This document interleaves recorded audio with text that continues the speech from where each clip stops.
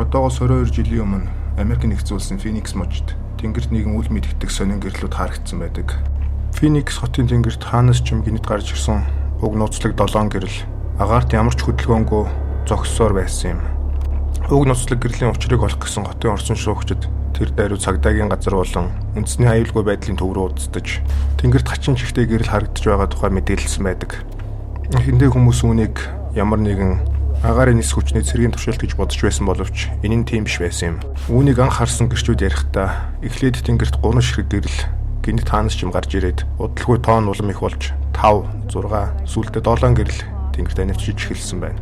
Фениксийн тэнгэрт гарч ирсэн эдгэр нисдэг биетүүд тэнгэрт удалгүй 10 минут орчим харагдсны дараа гинэт хаашиж алга болсон юм.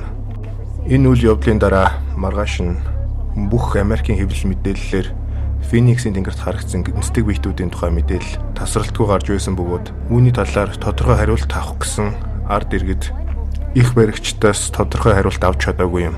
Гэсэн ч Америк нэгдсэн улсын цэргийн хүчин болон тагнуулын ерөнхий газар үүнийг ямар нэгэн гадны халдлага гэж үзээгүй бөгөөд одоо хүртэл үүнийг армийн агаарын гэрлэн төхөөний бэлтгэл сургууль байсан гэж хүмүүс тайлбарладаг байна.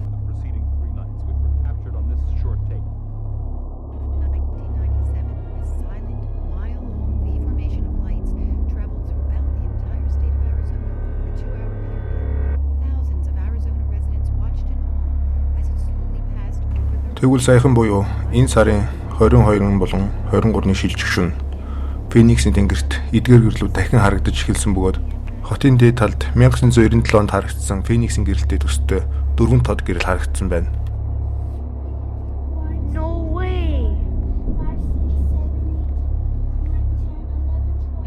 Stay away from the roof. That can't be it.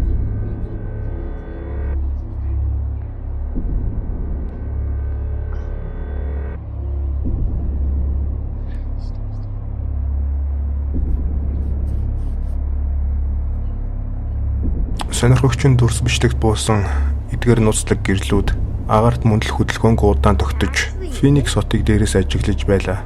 Чухам харийнхан яагаад Феникс хотод татагдуулсан шалтгааныг хэн ч мэдэхгүй байна. Энэ бүх үйл явдлуудаас харахад тэдний анхаарлыг татаж байгаа зүйл Феникс хотод байгаа нь гарцаагүй юм. Харин тэр зүйл нь юу байж болох вэ?